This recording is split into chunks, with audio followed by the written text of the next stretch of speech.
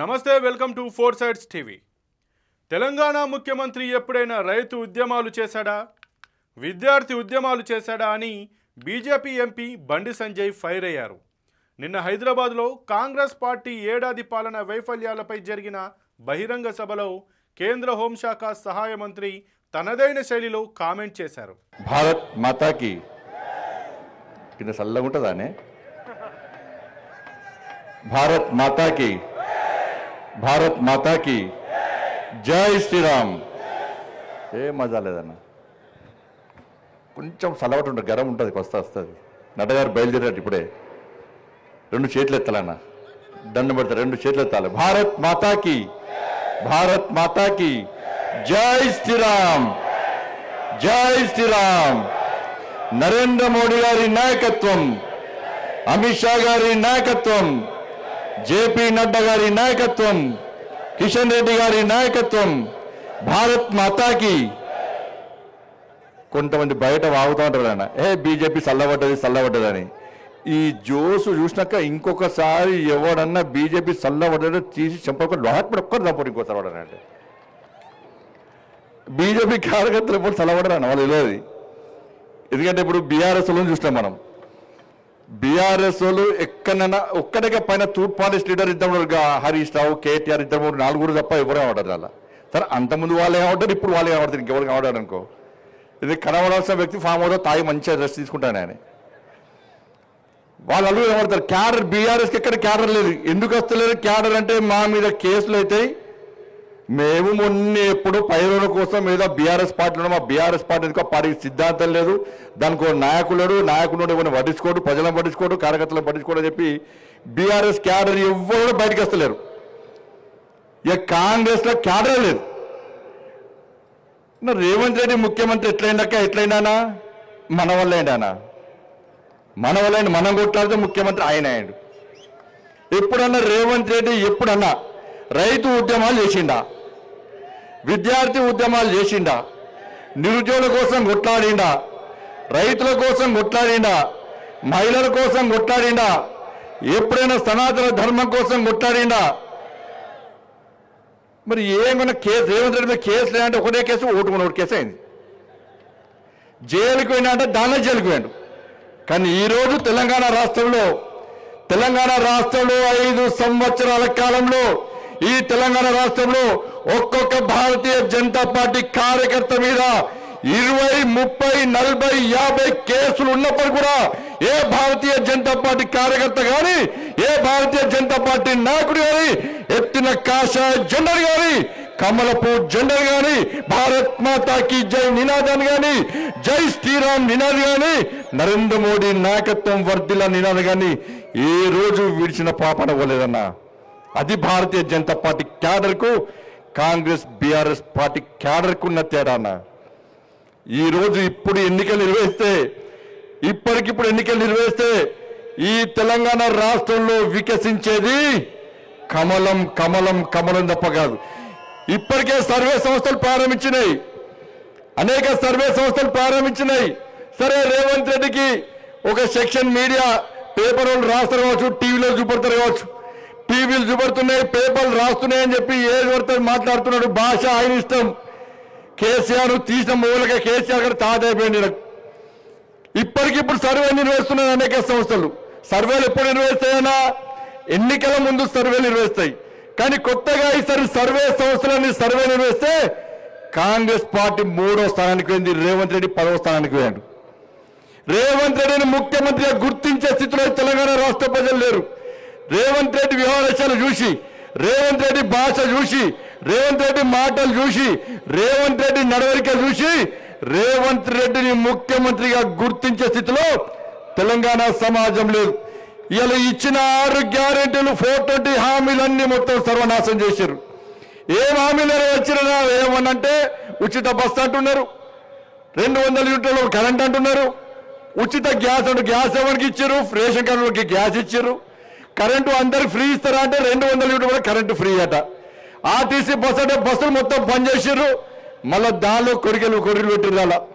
ఇవాళ మేము అడుగుతున్నాం ఈ వేదిక సాక్షిగా, ఇలా కిషన్ రెడ్డి గారి నేతృత్వంలో ఇంత పెద్ద భారీ బహిరంగ సభ నిర్వహించడం, ఈ వేదిక పెట్టిన తర్వాత కాంగ్రెస్ పార్టీలు భారతీయ జనతా పార్టీ విమర్శ చేస్తున్నారు. మీ విమర్శలను పట్టించుకోం. ఈ వేదిక సాక్షిగా మేము అడిగే ప్రశ్నలకు మీరు సమాధానం చెప్పండి. మీలో నియతుంటే నిజాయితీ ఉంటే మీరు మీ సోనియా గాంధీ మీద ఒట్టు పెట్టారు. సోనియా గాంధీ సంతకంతో లెటర్ రాశారు. ఈ దేవుని మీద ఒట్టు, ఖురాన్ మీద ఒట్టు పెట్టారు, బైబిల్ మీద ఒట్టు పెట్టారు, భగవద్గీత మీద ఒట్టు పెట్టారు. నానా ప్రమాణాలు వేసారు. వల్ల మేము చేసే సవాల్ మేము చెప్పిన మాటలు సమాధానం చెప్పండి. చలో రైతుల విషయంలో రైతులను మోసం చేసింది వాస్తవం కాదా? రేవంత్ రెడ్డి సర్కార్ చెప్పాలి. ఇలా రుణమాఫీ చేస్తున్నారు, 2 లక్షల రుణమాఫీ చేస్తున్నారు. సాక్షాత్తు వ్యవసాయ శాఖ మంత్రి ప్రకటన చేసిండు. ఇంకా 22 లక్షల మందికి రుణమాఫీ చేయాలని చెప్పి సాక్షాత్తు వ్యవసాయ శాఖ మంత్రి ప్రకటన ఇస్తే రేవంత్ రెడ్డి మాత్రం రుణమాఫీ చేసాం అందరికీ అని చెప్పి రేవంత్ రెడ్డి సర్కార్ చెప్తున్నారు. ఇలా రైతు కూలీలకు 12,000 రూపాయలు ఇస్తున్నారు. ఎంతమంది రైతు కూలీలకు 12,000 రూపాయలు ఇచ్చిన రేవంత్ రెడ్డి సర్కార్ చెప్పాలి. 15,000 రూపాయలు రైతు భరోసా ఇస్తున్నారు. ఎంతమందికి రైతు భరోసా ఇచ్చిన రేవంత్ రెడ్డి సర్కార్ చెప్పాలి. ఇలా అన్ని పంటలకు 500 రూపాయలు బోనస్ ఇస్తామని చెప్పి కేవలం సన్నాలకు మాత్రమే 500 రూపాయలు బోనస్ ఇస్తామని చెప్పి రైతులను మోసం చేసింది వాస్తవమా కాదా? రేవంత్ రెడ్డి సర్కార్ చెప్పాలి. తరుగు తాలు తేమ లేకుండా పండించిన ప్రతి పంట గింజ కొంటామన్నారు. తరుగు పేరుతోని తాలు పేరుతోని వాళ్ళు రైతులను ఏ విధంగా మోసం చేస్తున్నారో రేవంత్ రెడ్డి సర్కార్ చెప్పాలి. ఆడతామని ఆడిస్తాం బిడ్డ. రేవంత్ రెడ్డి నేను ఇష్టపెట్టే ప్రసక్తి లేదు. సంక్రాంతికి నీకు డెడ్ లైన్, సంక్రాంతికి డెడ్ లైన్. ఈ వేదిక సాక్షిగా మనం చెప్తున్నాం, ఈ వేదిక సాక్షిగా చెప్తున్నాం. మనమంటే గంగిరెద్దులో కదా భారతీయ జనతా పార్టీలు అచ్చొచ్చిన ఆంబొత్తులుగా తెలంగాణ రాష్ట్రం దోచుకుంటే దొంగలు మీ కాంగ్రెస్లు. అదే మీ గంగిరెద్దులు వాళ్ళన్నారు అలా మీరు అంటున్నారు. Sankranti deadline Revanth Reddy. సంక్రాంతి తర్వాత ఏ ఒక్క కాంగ్రెస్ పార్టీ నాయకుని రోడ్ల మీద తిరగడం, ప్రతి గల్లీలో పరిశీలిస్తాం, ప్రతి వీధిలో పరిశీలిస్తాం, ప్రతి గ్రామంలో పరిశీలిస్తాం, ప్రతి మండలంలో పరిశీలిస్తాం. రైతులకు ఇచ్చిన హామీలను నెరవేర్చాల్సిన బాధ్యత నీది. లేకుంటే గ్రామ పంచాయతీ ఎన్నికల్లో కానీ రాబోయే ఎన్నికల్లో నీకు గుణపాఠం చెప్పడానికి తెలంగాణ రాష్ట్ర ప్రజలు సిద్ధంగా ఉన్నారన్న విషయాన్ని గుర్తుంచుకోవాలి. మహిళలను మోసం చేశారు. పెళ్ళైతే తులం బంగారం అన్నారు. ఎంతమందికి తులం బంగారం ఇచ్చారు? ఇంటికి వచ్చిన కోడలకు 2,500 రూపాయలు ఇస్తారు. ఎంతమంది కోడలకు ఇచ్చారు? అవ్వ తాతలకు, అత్తలకు, మామలకు 4,000 రూపాయలు ఆసరా పెన్షన్ ఇస్తున్నారు. ఎంతమందికి ఇచ్చారు? ఇలా స్కూటీలు ఇస్తున్నారు, యువతకు స్కూటీలు ఇస్తున్నారు. ఎంతమంది స్కూటీలు ఇచ్చారో ఒక్కసారి తెలంగాణ మహిళా సమాజం ఆలోచించాలి. ఇలా అమ్మలక్కలందరూ కూడా, అవ్వలు తాతమ్మలందరూ కూడా టీవీల దగ్గర చూస్తున్నారు. ఈ 100 రోజుల పాలన అని చెప్పి, ఈ సంవత్సర పాలన అని చెప్పి విజయోత్సవం చేసుకుంటారు. కనీసం ఇప్పుడైనా ఆసరా పెన్షన్లు ఇస్తారా? మాకు తులం బంగారం ఇస్తారా? మాకు స్కూటీలు ఇస్తారా మాకు అని చెప్పి 2,500 రూపాయలు ఇస్తారా అని చెప్పి అమ్మలక్కరు, అవ్వలు, తాతలందరూ కూడా కళ్ళలో కొవ్వొత్తులు లెక్క పెట్టుకొని చూస్తున్నారు ఇలా. కానీ దాని గురించి రేవంత్ రెడ్డి సర్కారు మాట్లాడుతున్నారు. ఇదే సరూర్ నగర్ స్టేజ్ నుంచి ఇలా యూత్ డిక్లరేషన్ ఇచ్చారు. ఇవాళ 2 లక్షల ఉద్యోగాలు భర్తీ చేస్తున్నారు.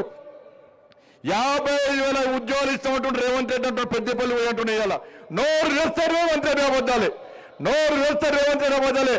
అరే టీఎస్పీఎస్సీ చైర్మన్ నిన్న కాక మొన్న చెప్పాడు. టీఎస్పీఎస్సీ చైర్మన్ ఆయన దిగిపోగా చెప్పాడు, మేము కేవలం 13,000 ఉద్యోగాలకు మాత్రమే నోటిఫికేషన్ ఇస్తామని చెప్పి సాక్షాత్తు టీఎస్పీఎస్సీ చైర్మన్ చెప్తే రేవంత్ రెడ్డి మాత్రం 55,000 ఉద్యోగాలు ఇస్తామని చెప్తున్నాడు.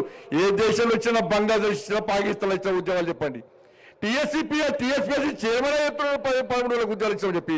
నువ్వు డిఎస్సీ పెట్టినా కావచ్చు, డిఎస్సీ 12,000 మొత్తంగా తిప్పి కొడితే ఒక 20-23,000 మందికి ఉద్యోగాలు ఇచ్చి ఇలా 55,000 మందికి ఉద్యోగాలు ఇస్తా అని చెప్పి మోడీ సర్కారు ఎన్ని వేల ఉద్యోగాలు, 10 లక్షల మందికి ఉద్యోగాలు ఇచ్చే ఘనత నరేంద్ర మోడీ ప్రభుత్వాన్ని. రోజ్గార్ మేళా పేరుతోని దేశవ్యాప్తంగా కేంద్ర ప్రభుత్వ ఉద్యోగాలు ఇచ్చే ఘనత నరేంద్ర మోడీ ప్రభుత్వాన్ని. ఎక్కడ పేపర్ లీక్ కాలే, ఎక్కడ పైరోల్ కాలే, డైరెక్ట్ వెహికల్ పెట్టి అపాయింట్మెంట్ ఆర్డర్స్ ఇచ్చిన ఘనత నరేంద్ర మోడీ ప్రభుత్వాన్ని. నువ్వు ఇచ్చింది 20,000 ఉద్యోగాలు అయితే 50,000 ఉద్యోగాలు అని చెప్పి మోసం చేస్తున్నావు. నిరుద్యోగ యువతకు 4,000 రూపాయలు నిరుద్యోగ బుద్ధి ఇస్తున్నావు.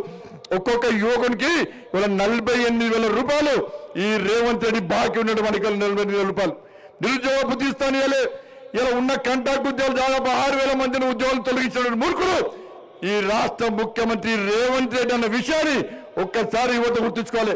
ఉద్యోగులు లేక మొన్న గ్రూప్ 1 ఎగ్జామ్ లో 21 జీవో పెట్టాడు, 46 జీవో అన్నాడు. కొత్త జీవోలు తీసుకొచ్చి ఇలా నిరుద్యోగ యువతను ఏ విధంగా మోసం చేస్తుండో రేవంత్ రెడ్డి సర్కార్, రేవంత్ రెడ్డి ప్రభుత్వం ఎట్లా మోసం చేస్తుందో ఆ రోజు వచ్చిండు రాహుల్ గాంధీ వచ్చిండు, సెంట్రల్ అడ్డి పనులు ఉన్నాడు, వాళ్ళ బాధలు చూసిండు. ఇలా బాధలు చూసి ఉద్యోగాలు మేమిస్తామని వాళ్ళ ఉన్న ఉద్యోగాలు కూడా కొట్టి నిరుద్యోగ యువతను ఏ విధంగా బాధ పెడుతుండో ఒక్కసారి ఆలోచండి. ఇలా చిక్కనపల్లి చౌరాస్తాలో, అమీర్పేట చౌరాస్తాలో, సంజయ్ నగర్ లో, ఇలా క్లాస్ హౌస్ లో మొత్తం కోచింగ్ సెంటర్లన్నీ ఖాళీపోయినాయి. ఈ రేవంత్ రెడ్డి ప్రభుత్వం మీద నమ్మకం లేదు. ఇప్పటిదాకా కోచింగ్ లో పేరుతో కేసీఆర్ మూర్ఖత్వం వల్ల ఇలా మేము మోసపోయినాం.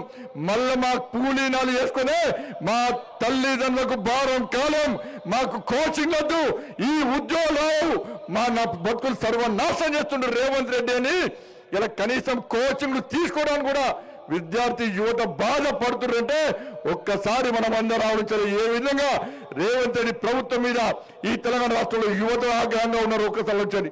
ఇలా విద్యార్థులకు ఫీజు రియంబర్స్మెంట్ లేదు, ఫీజు రియంబర్స్మెంట్ లేకపోవడం వలన ఇలా యాజమాన్యాలు విద్యా సంస్థలు నడపకపోవడం వలన ఇలా విద్యార్థుల భవిష్యత్తు అంధకారంగా మారింది.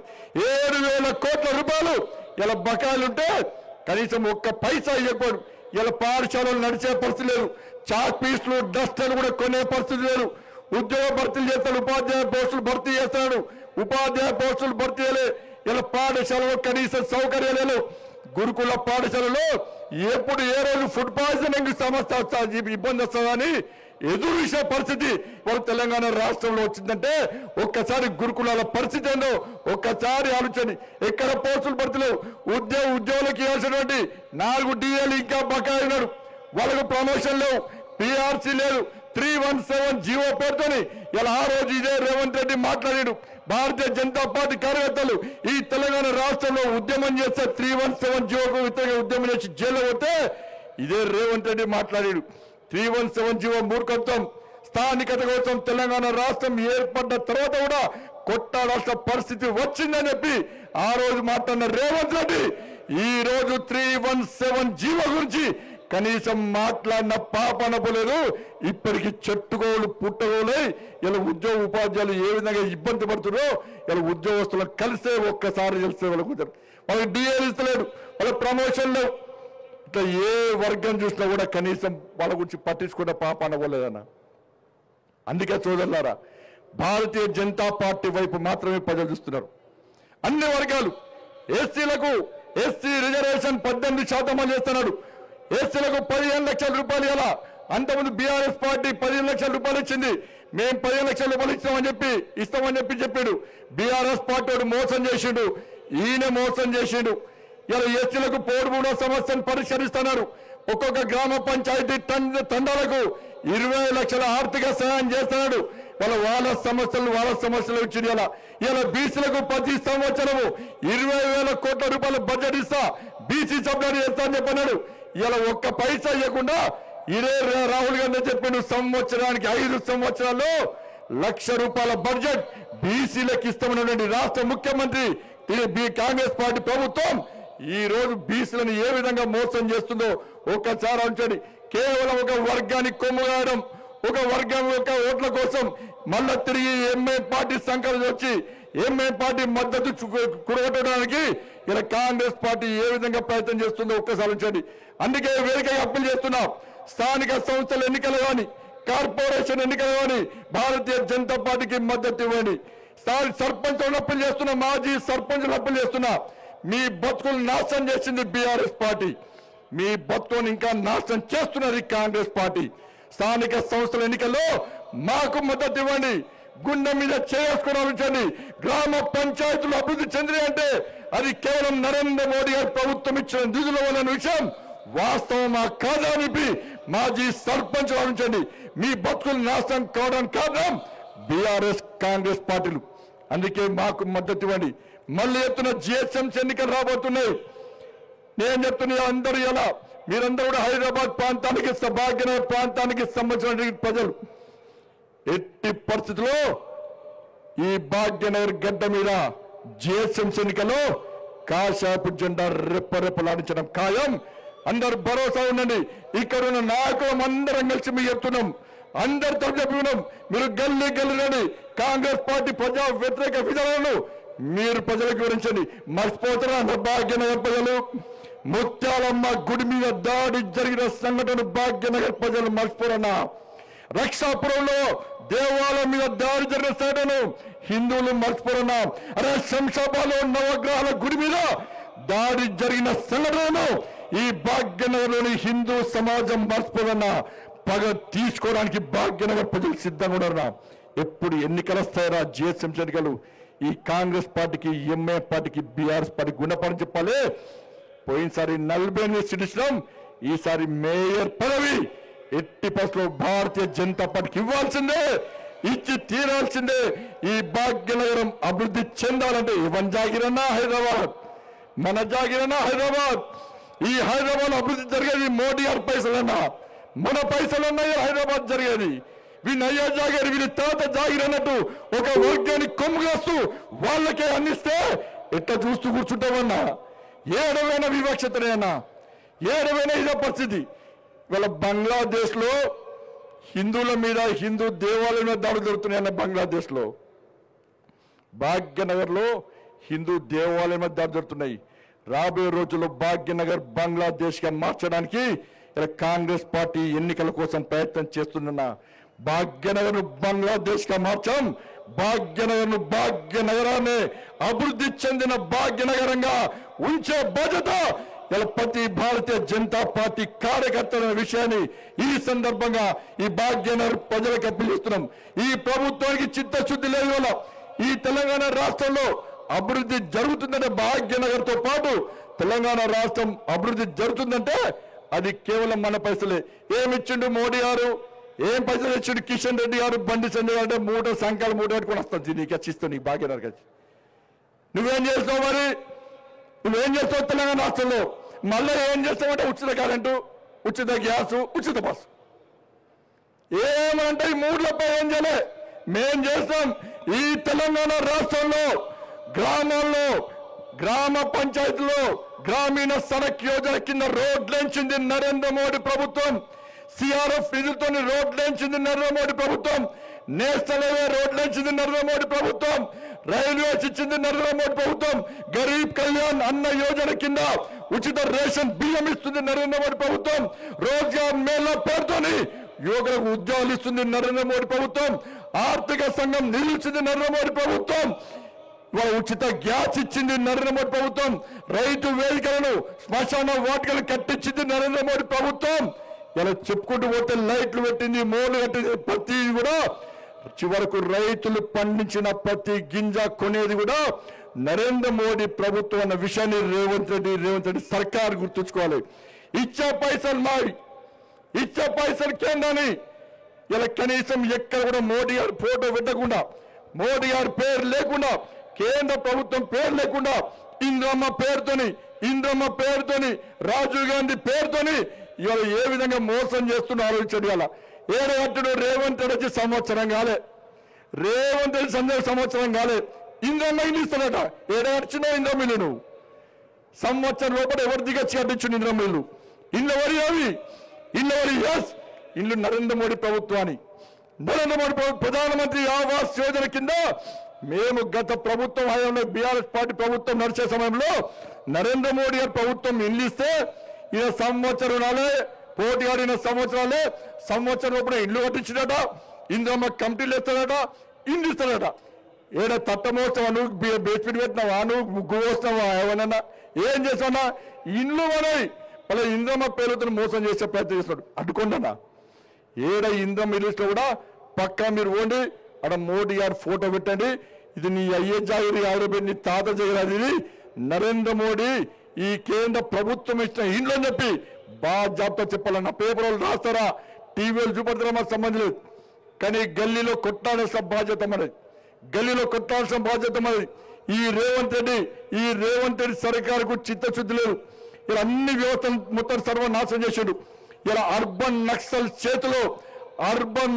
చేతిలో ఇలా కీలు బొమ్మగా మారిండు ఈ రేవంత్ రెడ్డి విద్యా కమిషన్ లో కానీ అనేక నామినేటెడ్ పోస్టుల్లో ఇలా అర్బన్ నక్సల్స్ భావాజాలు ఉన్న వ్యక్తులను తీసుకొచ్చి వాళ్ళకు నామినేటెడ్ పోస్ట్ ఇచ్చిన మంత్రివర్గంలో సగం మంది అర్బన్ నక్సల్స్ భావాజాలు ఉన్నోళ్ళే.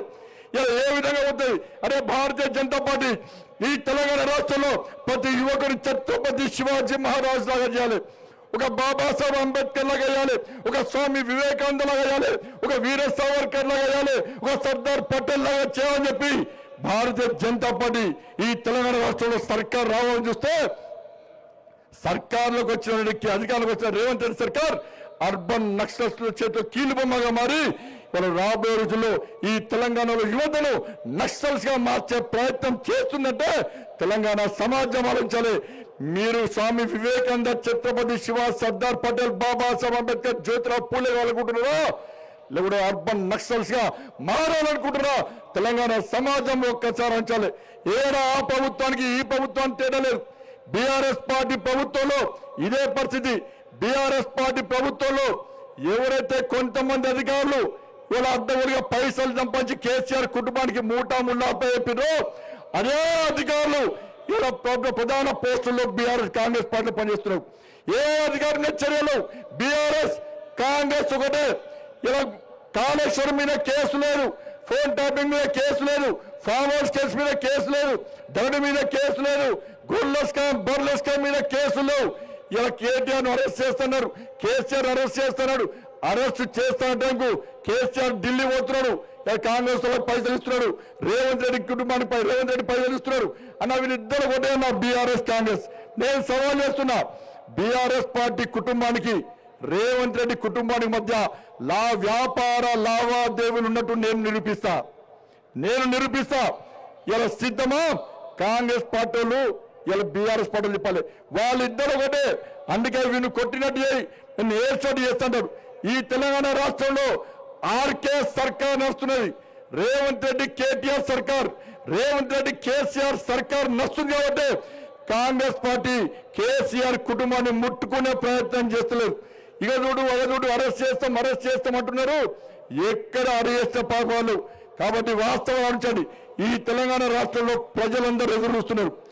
ఎప్పుడు గ్రామ పంచాయతీ ఎన్నికలు వస్తాయి, ఎప్పుడు ఎన్నికలు వస్తే మేము మొన్న పొరపాటు చేస్తాం, ఇట్టేస్తాం, ఓటు అటేస్తాం.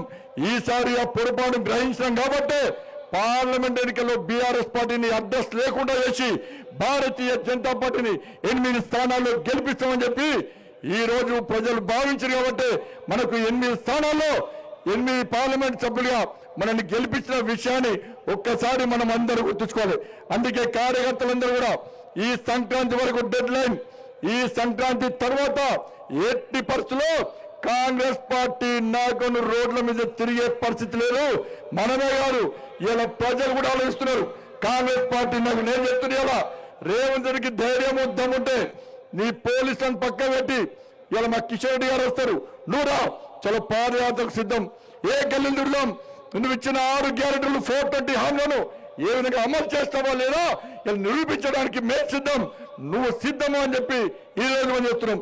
మన ప్రియతమ నేత మన ఆదర్శప్రియుడు వారు అధ్యక్షులు అయిన తర్వాత ఈ దేశంలో ఏ రాష్ట్రంలో ఏ జిల్లాలో ఎక్కడ ఎన్నికలు జరిగినా విజయ పరంపర కొనసాగిస్తూ ఇవాళ ముందుకు వస్తున్నారండి మన ప్రియతమ నేత. మొన్ననే దేశ ఆర్థిక రాజధాని అయిన మహారాష్ట్రలో కూడా శ్రీ జేపీ నడ్డా గారి నేతృత్వంలో విజయ డంకం మోగించి కాషాయపు జెండాను రెప్పరెప్పలాడి ప్రదేశ్లో మన జాతీయ అధ్యక్షుడు శ్రీ జేపీ నడ్డా గారికి సవినయంగా హృదయపూర్వకంగా స్వాగతం పలుకుతూ అందరూ లేచిన పడి ఒక్కసారి గట్టిగా వారికి స్వాగతం పలికి కలిసి భారత్ మాతాకి.